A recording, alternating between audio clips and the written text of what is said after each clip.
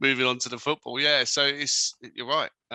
We got Norwich, Norwich and Newcastle firmly at the bottom. Burnley, third from bottom, 2 points behind Watford, who are then 3 points behind Leeds, who have been walloped. Absolutely walloped a couple of times. And they're not far off, I think, as we said as well, Southampton. They're only a little mini run away from disaster.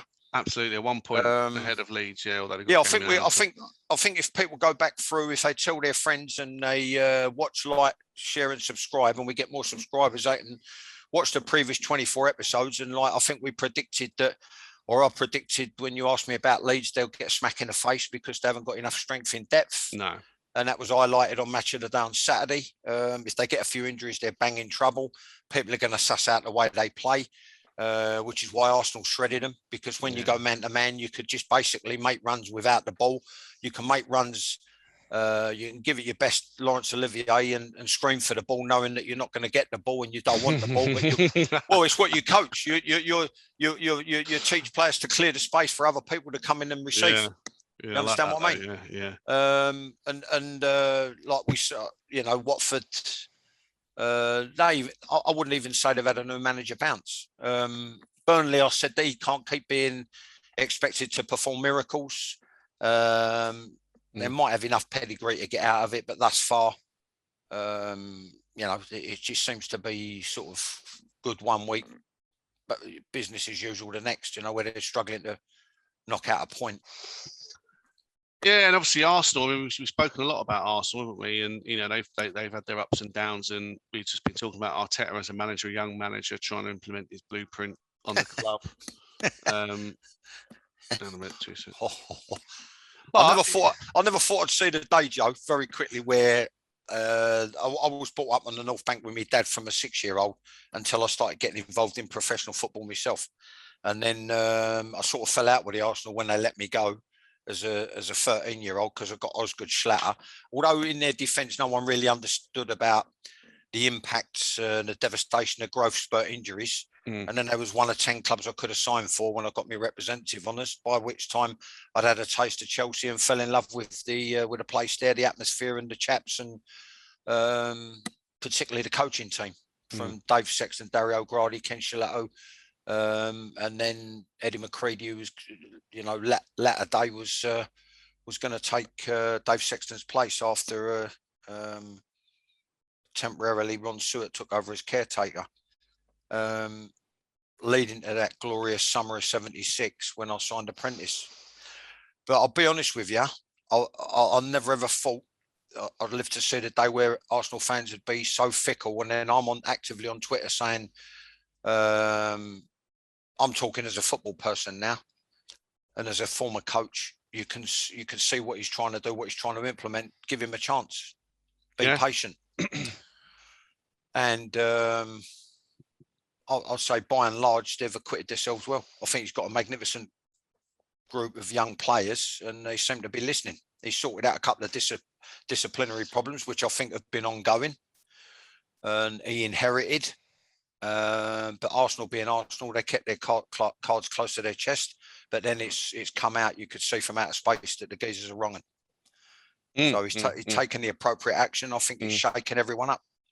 Yeah, and I suppose his procurement of players was criticised. Likes of Pepe and Partey have been flattered to deceive and haven't done well. But he made a point of signing Odegaard. He's been a great addition to the team. Yeah, massive plus. Yeah. And the youth players that have come through, he's trusted them, and they've got confident, and they're now understand how to play Premier League football. They're not naive anymore, are they? And that's the beauty of young players, I guess. They can learn very quickly. And Saka and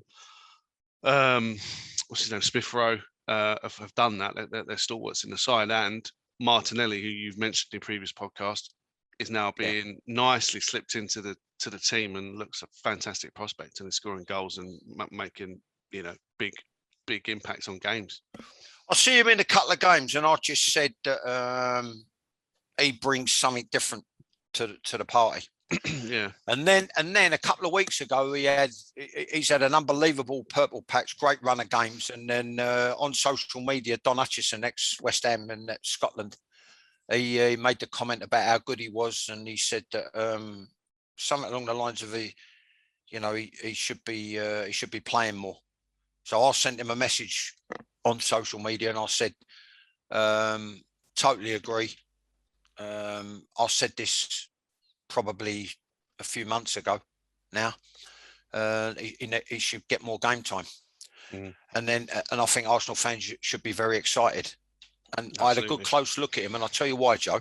Right, he's 20, and even though he was already pulling up trees by that age, he looks to me, if you look at his gait and if you look at his body shape when he runs, slightly stooped, plenty of arm action going on.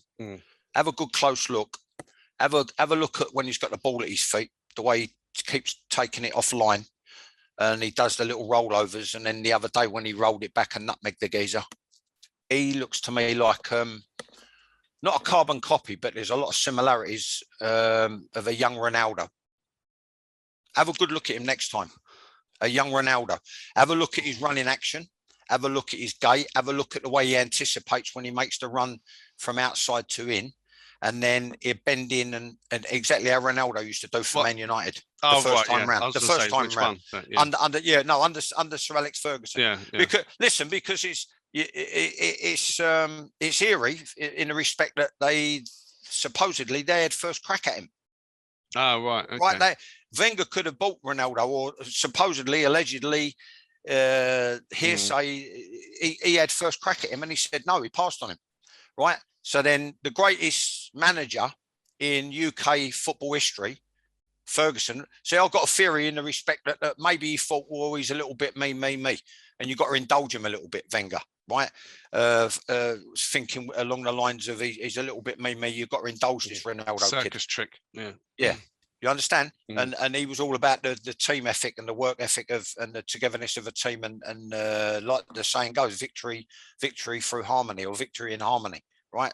It's all around the side of the Emirates on the thing, which I think is it's the translation from the Latin on the badge.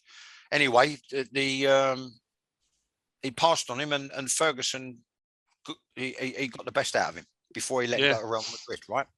But if you look at him in terms, what I'm saying is, in terms of his body shape, his gait, and the way he runs, the way he anticipates, the way he does his little tricks, he reminded me over the weekend very much of a young Ronaldo. And I think Arsenal fans should be very excited. The thing with Aubameyang and the next captain, I think what they've got to do, they've got to buy a little bit of time very quickly, moving on, because it ties in with a player you mentioned. I think he's ideal captain material for Arsenal. He's got, in terms of everything going for him as a player, I think he's got a tremendous attitude. He's very grounded. He's got the look. The boy Smith Rowe. I think he could be a future Arsenal captain a couple of years' time. Absolutely. And also, all of a sudden, you've not just got Smith Rowe, who I agree, future captain, but you've got Gabriel could be a captain, Tierney could be a captain. Whereas Arsenal, for a long time, didn't have anyone that looked like they could be captain material. Yeah. All of a sudden, you've got 3 strong contenders there. Even I'm not that I like a keeper as a captain, but even Ramsdale, he's very vocal and he's a fantastic keeper. There's a subconscious thing going on here, Joe. I'll tell you why. Right, what you're talking about. So what happens is, you win a few games, it gives you confidence. Confidence gives you your voice, gives you a voice. And I remember breaking into the side as a put upon 19-year-old at Chelsea. And I'll tell you why, because someone tweeted me and they tagged me in yesterday, December the 20th, 1980. Now, by that time, I'd already left. I'd left the club 10 months previous, February 1980, and gone from Chelsea to Millwall. And I watched a rerun of Chelsea versus Orient at Stamford Bridge. And my replacement, 2 replacements, one got shredded and one was just like his normal self, which is distinctly average in the positions that I could have played, which is basically centre back or right back. And Orient came away 1-0 winners. Didn't have a bad side, actually, but it confirmed everything I already knew about the atmosphere when I left. It confirmed everything I knew about the lack of leadership. It confirmed everything I knew about the lack of pattern of play.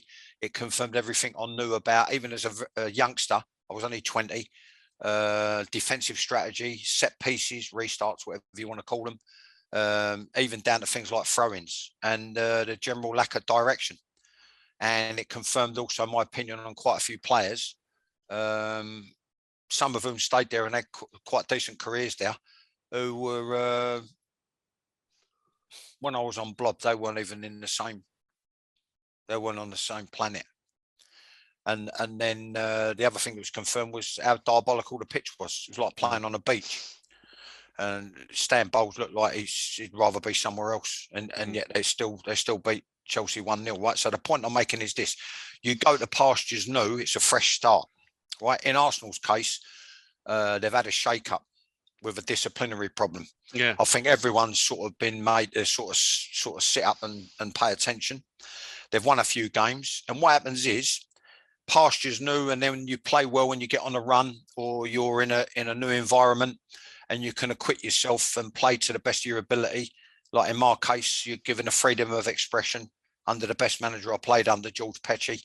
And then what happens is it gives you a voice. It gives you your voice, you get your voice back. You understand? But for me, by then it was too late. So I was like a jobbing actor. You know what I mean? I was like a journeyman boxer. Yeah, You go like Millwall, where someone comes out of nowhere from Florida, ruins it. And then I end up at Gillingham. And the first 2 years were two of the happiest years of my life. The second 2 years, who knows what the geezer was thinking, Peacock. And then on the Leyton Orient. But the point being, you reinvent yourself, but the circumstances around you, they help reinvent you as a player, as a person. Yeah. You know, and I think that's what's happened at Arsenal. They've got on the run. They've bought into the thing at the moment, the organisation, and I think everybody had a bit of a shake up with it goings on with this Aubameyang. Yeah.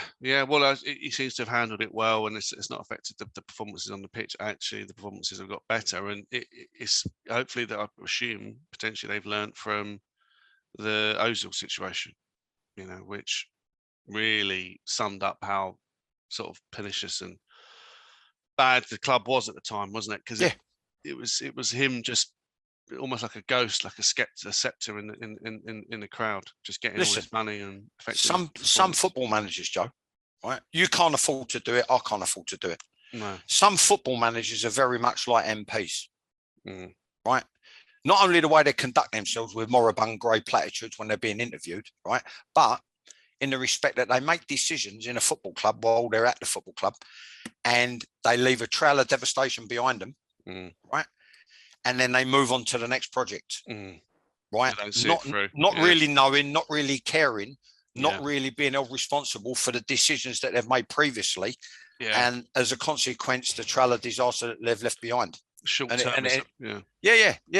Yeah. Well, not only short-termism, but like, it's like, say, like planning in London. It's like someone's appointed like Stevie Wonder with an Etch-a-Sketch. You know what I mean? It's an un-PC, like not very funny gag, but I'm telling you now, the state of it, you couldn't make it up. You couldn't make it up, and it's the same sort of thing. And that probably why, you know, that probably explains why I'm not, you know, although I wouldn't do it on mainstream media, but that sort of throwaway poor joke, it probably explains why I'm not in mainstream media. But I'm trying to exaggerate the point. You understand what I'm trying to say? It would be PC for sure, yeah. But the thing is, Joe, this is what happens in football. You've got the short-termism, or you've got like, you think, well, what was they thinking when they appointed him? And then what they've appointed him, what was he thinking when he bought him? What was he thinking? What did he see in this player? What did he see in that? What's the setup here? Why have you understand what I mean? Yeah. And it's the same with people, you know, GLA headquarters, same with people in the Houses of Parliament, same with people in mainstream parties. And what it is, they make decisions that impact a club. And it happened at a club that I was at. It makes decisions that could impact a club for 10 years. Yeah. No, that's what I said about people have got to be patient with Arteta. You understand? Because they've had the same sort of thing with regards. You had the Wenger v Ferguson thing, right? And then since both of those people have left, who had total control of a club, but you know that they're in the hands of decent people who use common sense, right? So they're in good hands. You understand? Once they parted, you think to yourself, well, you look at you look at some of the decisions and what's followed. You just think to yourself, no wonder it's fell off a cliff in terms of challenging for a Premier League title. That's why he had to be given time, because inevitably what happens is the person who arrives at that sort of the time whereby, you know what, this is now make or break. They have to be given the time to turn it round and turn the players over. Yeah, and I suppose you've spoken a lot about this, the PowerPoint presentations that managers give, and if you're going to appoint a manager on a long-term project, by definition you have to give them time in order to implement that long-term project. If you're going to get a manager in like Sam Allardyce, who is a former competitor to yours, who's effectively a short-term manager, who's a crisis manager to get you out of the shit and get you out of a hole, then that's a bit different, because you've chosen him specifically to solve a short-term problem. But someone like Arteta, it seems completely counterproductive to not give these managers with a long-term vision not the time. It's like what you didn't have the time when you was at Orient. It's just completely counterproductive. Well, you end up firefighting. You end up firefighting, and then I think with Sam, he read the script. I think he's probably more than likely had enough money out of the game, and he didn't fancy the challenge. He didn't see where it was going to come good when after the thing at West Brom, and then they went down. I don't think he didn't envisage them bouncing straight back, because too many of the players were good enough. They weren't good enough. There was too many, and it's not just a starting 11. You've got to have he needs to be able to change like for like. And exactly. This is why I can't understand the goings on the play. That's why it's such an easy course. Places like Norwich, I mean, you can't keep expecting whoever's coming in to perform minor miracles and stick with the same players, not turn the players over. And then it's. I mean, have to make a decision, Joe. At the end of the day, is it just about the money? Is it just about the money, or is why did we start? Why did the players? Why did we start? Why are they at a club? Why did the supporters follow? Well, because it's in the hope. Yeah. What's the point of it? You know what I mean? Well, so it's. Yeah, I mean, I guess in Norwich's case, that Delia compared to her husband compared to the other owners are just not in the same league. I mean, I think who was it? They were talking about Lampard maybe going to Norwich. He'd have had a higher net worth than the owner. So she's not got the funds. So it's obviously a way to, I don't know, stabilise the club so that they're not going to reinvest it. They're going to reinvest it in areas aside from the playing staff. It's going to be maybe the training ground or consolidating what they got. And is that right or wrong? Who's to say? I mean, it is a business at the end of the day, I suppose. But they're certainly not competitive. Yeah, only you'll know the reasons why, but I couldn't understand why he dropped out of the running. Because if ever there was a chance to prove your capabilities as a manager and a coach, somewhere like Norwich would be the case in terms of tightening up on the organisation and maybe achieving something this year in terms of avoiding relegation. I mean, it's a 2-star nap, isn't it, to go down again? Absolutely, and if better than anyone, you got to pay your dues, haven't you? Yeah. He had a crack at it. He saw them through. His horses for courses, like they used to say. He saw them through the thing, the transfer embargo at Chelsea, worked with the young players. Some of them are now firmly established. So on the pastures new. I think a lot. I mean, maybe the person that shot the documentary that I was involved in, maybe they was right. When I kicked up, had an uproar about how I was portrayed, they said it's not my fault if people in football got 2 brain cells between them. And I thought they'd be able to work out the pressure, the stress that he was under, and the amount of stuff he was doing behind the scenes to keep the club afloat. But somewhere like Norwich, I just think it boils purely and simply down to, he's gone in there, maybe what's the spending power, negligible amount, didn't fancy it. Well, sometimes top managers make silk purses out of sow's ears. Yeah. I would say. It's not, you're not going to get it all handed to you on a plate. In fact, you're never going to do that. Very rarely. And obviously, he did at Chelsea. It was a transfer embargo, but look at Scott Parker. He's at Fulham. he done a decent job there. He left for whatever reason. I think there's a disagreement on the future of the club. When at Bournemouth, he's cutting his teeth, and you could argue Gerrard cut his teeth. All right, Rangers are a big club in Scotland, but they were in a bad way when he joined. Just got promoted. I think, did he join when they were in the first division? I can't remember. Yeah. No. I think he did. Yeah. Yeah. So went on to win the league. Stopped Celtic winning 10 in a row. So every manager has to show that they've got something. Yeah. But fate does lend a hand. You look at the situation there.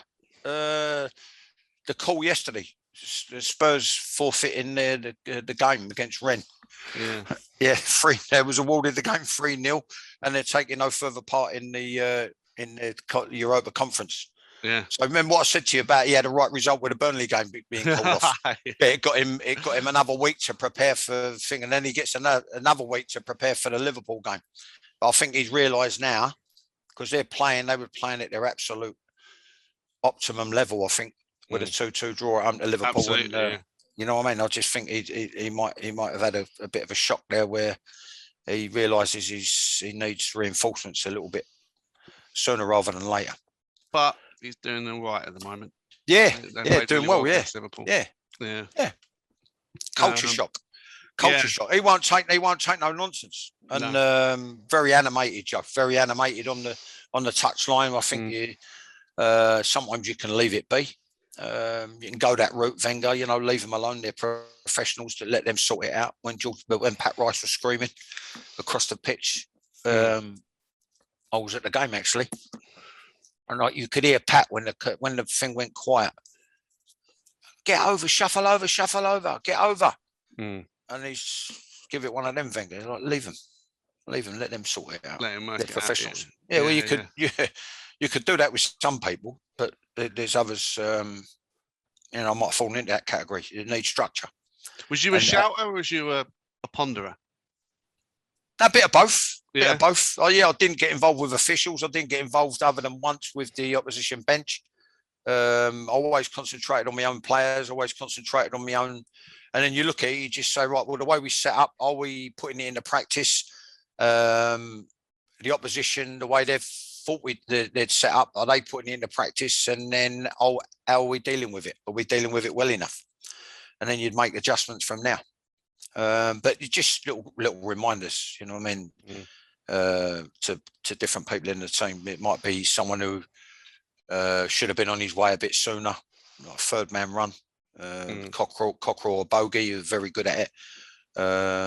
Releasing the ball a bit sooner, not overindulging yourself. So it's just little reminders, pointers, pointers. Bogey and Danny Carter used to be a little bit overindulgent. Mark Dempsey, early deliveries. You're looking at midfield players with regards to getting tight and bringing the back four or back five up, as we played against Birmingham, up behind them. Reminding the centre backs what side they should be marking, clearing the space if the ball's in the air, and we're gonna make first contact. Someone making the ground up or clearing the space for somebody else. Kevin Austin, you give him little reminders. May rest in peace, lovely lad. You're looking at everybody the way I used to look at it when I was playing. You're looking at your game and you're looking at everybody else's game. And can you help your mate? Yeah. In my case, you're trying to help 10, 11 people. Who I thought were mates. Just lastly, then, I'd be remiss to not mention here Tuchel, who's probably going through his worst period as a Chelsea manager. Obviously, your old club. Why do you think there is that? It's now a blip. I think it's fair to say they're going through a bit of a blip during the last two games. Can you account for that? Can you see why? Yeah. I think opposition coaches are paying more attention, and because they're up there knocking on the door of another Premier League title, I just think other players of other clubs, they're rising to the occasion. in terms of putting in a performance, and most importantly, right, so they're at a certain level, Joe, right? So the rest is about two things, discipline and consistency. Understand? So if they're not consistent, that tells me that they're cheating, right? Because you should be. That's just my personal opinion. Interesting, right? Yeah. And it might explain why for a long time I ain't been a manager, but I always used to place demands on players as a coach, right? So the bottom line is, if you raise your game like West Ham did for Chelsea, right? So they've had a pretty good season. If you raise your game, particularly like Everton did after a poor run, they've stopped the rot, but they've realised they've had to sit up and pay attention now because this is Chelsea. If we're not on our toes here, we're going to get a good hiding. Yeah. Right. And then what they do, they raise their game as a consequence, and then they nick a result at the Bridge. Right. Well, the second thing that you need for that is the discipline to carry it out, like in terms of the game plan, what the managers set out, and what the game plan. I mean, all the tantrums when the geezer got pulled off for Richarlison, when he got taken off, he just ignored that, really. Yeah. He realised it was for his own protection. You're either fit or you're not fit. If you keep stretching and you've tweaked your calf, you can't afford to play with 10 men against Chelsea. So you've got to do what he did straight away. That's the professional thing to do. That's why I think he shook his head. The manager's like, why Benitez saying, well, why can't you work it out what I've just done? But I think to a degree, the players should train at their optimum level every day. Then it's down to the manager and the coach to see whether they want a day or two's rest. It's down to the manager or coach to see whether they want this thing that they put them in these chambers now, whether they need a good deep tissue massage and just like plenty of replenishment and relax, or whether they need to keep chipping away and doing a little bit every day. But I just think that players should train at their optimum level every day to get the best out of themselves and each other. And then when it comes to the games, don't cherry pick your games whereby, we better be at it today, chaps, otherwise we're going to get a slap, which they would have done. If they hadn't been at it, Chelsea, they're capable of shredding anybody, right?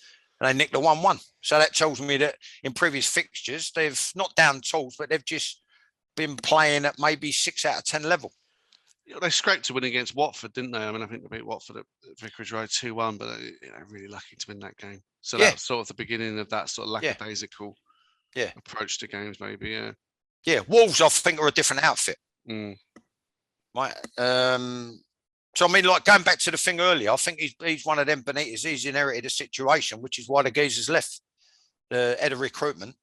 You was right. They confirmed it the other day. I was wrong. I mean, it might be $3 billion net, but you was right. They've spent $500 million gross on recruitment, and he's inherited really and truly people not up to Everton standard, or not up to top of the like challenging for a Europa League play standard. And he's got to be given time to either sort it out, or on it goes. It becomes a vicious cycle because opinions vary. You might be bringing in someone like Benitez, who's tried and trusted, Champions League winner, high achieving at different levels of the Premier League with regards to Liverpool, then Newcastle, in terms of keeping them up, with a disciplined structure, right? Or you change him for somebody else again, who could come in and place more demands on the club purse, right? So in which case, I think in this case, you leave him in situ and let him slowly but surely sift through it and sort it out. You get what I mean? The other thing, the upside. I mean, Wolves, as we know, they've showed good form, been on a good run. So it's not something that surprised me, the 0-0, if I'm honest. He looks like the facial expression. This is what I mean by someone like Aubameyang. If you could tell, right, if someone's had a succession of, or a couple of heavy nights. You understand? By the state of it, like their hair and the way they're unkempt and their complexion. Right. Okay. Right. So you're thinking, well, what the fuck? What are you talking about? I'm telling you, this is how deep I used to go. Yeah. And this is how deep I do go. You can look at someone, whether they've been looking after themselves or whether they've been at it. You know what I mean? Right. In terms of maybe overindulging in certain stuff, substances and stuff. Right. You know what I mean? Yeah. when you think Aubameyang's? It don't look to me like he's in bed Sharp. by 10 o'clock. And it's a bit doughy-eyed. Yeah. Put it that way. Yeah. Fucked, yeah. Yeah. Mm. Yeah. And so I think that's been an ongoing thing. And maybe the returning from going to see his mum is the tip of the big iceberg. Comes back, yeah. To coin a phrase. Certainly his performances are consistent with that theory. I mean, it's funny. I mean, I've played with people like that. Yeah. 1 in 5 is no good to me. No. You understand? Because I'm playing in a back four that's already at breaking point, and the best and I've been at clubs where the best you can hope for is a 0-0.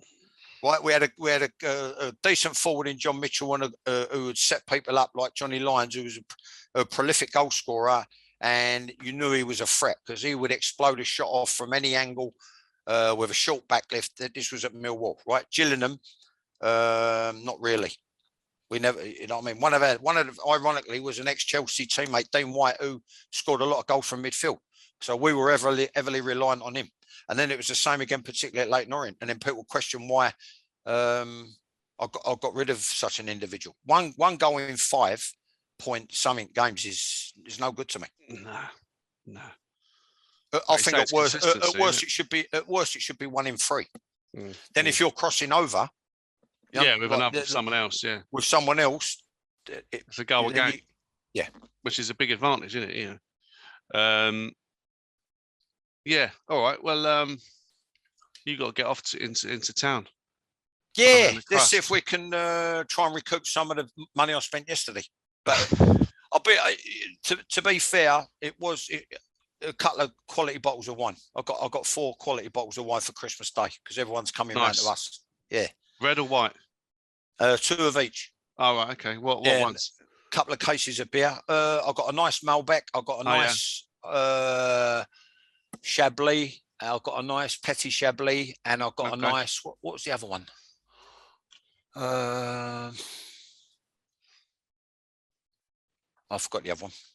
But I've got one more to get because I like just 1 glass of that Chateau Neuf de Pape. Oh yeah. Chateau Neuf de Pape. Yeah, that's first time I heard that was in Holy Falls and Horses, because that's what Delboy said. It was if he does incorrect French, doesn't he? One of my ex-players put me onto it, Glenn Wilkie. Oh right, yeah. So I thought I'll try it, and he bought me a bottle, and we tried it, and it was nice. It was. One thing I would say, I don't know that much about wine, but I went to Cape Town in South Africa, and obviously they've got Stellenbosch and a lovely wine region, but Chenin Blanc is their speciality. And I'm not necessarily a white wine drinker. I prefer red wine, but Chenin Blanc is a lovely white wine. If particularly with fish and things like that, a bit more light. I bought a lot. Yeah, I've got a lot of stuff for fish for the evening. Yeah. If you see, so we have the Chenin, try it. Yeah, I'll have a little mooch around, see if we can find a bottle. Yeah. Yeah. I know the other red's a good one, and I've got a bold for Christmas Eve. I've got a bold Argentinian. Where for some reason me and my missus we get on with the Argentinian red. Just to have a bit of steak, just a lovely, little nice Sexton Blake with just one glass of red, and so you like nice Sexton. You can't be a nice Sexton. That one. I haven't heard that one before. Yeah, okay. I'll start using it. I taught Brucey that one. I taught Brucey that one at Gillingham. What we having on the Friday night? I said we'll have a nice Sexton. He went, what? He calls me. Well, 2 nice Sextons. What's that? A Sexton Blake steak. All right. Yeah. Oh dear. Oh, that's a nice little Christmas present from you, John. Thanks. Well, I suppose it leaves us to say we wish all our followers and subscribers, or all your followers and subscribers, a Merry Christmas. Yes, a merry and healthy and lucrative and happy Christmas. You know what type of person I am. I don't mince my words, and I don't say something unless I mean it. Just to thank everybody first of all for watching. A few have spread the word. Yeah. So we got some new subscribers recently, Joe, in the last couple of days. Which we massively appreciate, yeah. Massively appreciate the thing. Welcome aboard. A big thank you to existing subscribers for watching us and staying tuned in. And from me and Joe to wish everyone a Merry Christmas and above all else a healthy and happy New Year. Well said, John. Absolutely. And likewise from me to you. You and yours. A bit of luck, we get all this thing out of the way, John. We're going to have a Guinness, me, you and the old man. Have we got a Cockney rhyme thing for a Guinness? I've never heard one. No, I don't think there is. No, it's a hard one to rhyme with, isn't it? It's a really hard one. Yeah. But what I've realised, just I know we've got to go. I went down to Dartmoor for a little break last week, and the water there is not hard, very clean off the Bovey River, and so the pubs there have the lines are clean, like the actual water supply is from this river. Very clean mineral water. The Guinness is absolutely superb, and it's like Ireland down there. And so I can only assume the nicest Guinness is when it's not a hard water area, because the lines, you don't get that sort of bit of crud, like lime scale in the lines, which I think is what gives Guinness that bit of taste. That's just a very Guinnessy point, but it was incredible. It was island level Guinness down there. Yeah. So just if any of our followers are Guinness drinkers, I'll be honest, down to Dartmoor. Yeah, it's probably too late. I realised too late. Me and alcohol don't really go together. So I'm like an old boy. Even when I go out with my in-laws, I'll sit there and I'll have one Guinness. That's me. They're going like this with the continental beers and the owls and the lagers. And do you want another one, John? Do you want another one? No, I'm all right. I'm good. That's me. And I drink it. I drink it like. Probably shouldn't really. It's probably sacrilege. I'll drink it with a dash of blackcurrant. Oh yeah, give it some black. Yeah. You should have been Australian, because in Australia they have a schooner, which is like between a pint and a half pint. It's like a glass. Look at you, the jet setter, all over there. We've gone from Dartmoor to Australia now. Absolutely, and don't forget South Africa. But I think you could have been. I'll say just drinking schooners. Just supping a schooner. Yeah. Anyway, it's a mistake I made, isn't it? I met an Aussie in the cab I ain't got on with, and I did say that I wish I'd have gone there somewhere like there, or where they treat their sport the way I did. Australia, New Zealand, Canada, USA, and then get in and in terms of coaching syllabus and laying a blueprint down, and then let the national game explode over there. Absolutely. Yeah. Still time, John. Yeah, still time. Well, listen, while I'm breathing, I'll always breathe football. Exactly.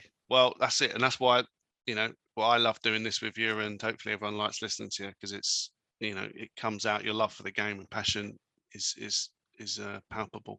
So that's what we love. Yeah.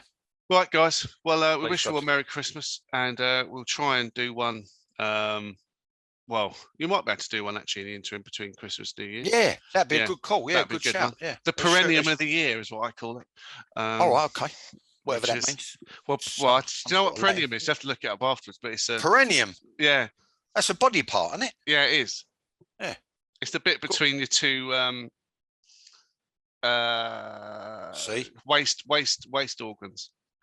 All right. Okay. Right, yeah, it's that bit in the middle. So that's why it's the perennium, because it's that weird bit in the middle. All right. It's that's what I call it anyway. But I think I've had mine looked at a couple of times, I think. All right, okay. Well, this is going down the right old strange path. And also, right, let's leave it there. But yeah, we'll do one next week, because there's obviously loads of games coming thick and fast. It's going to be a very interesting time, particularly with COVID. So, right, I'll leave you to going into town, John. Good luck. Yeah, see if we can scrape together a few quid and cover the wine. Now I've got to buy a Chenin Blanc. Oh yeah. Right. You can get one for a tenner, that's all right.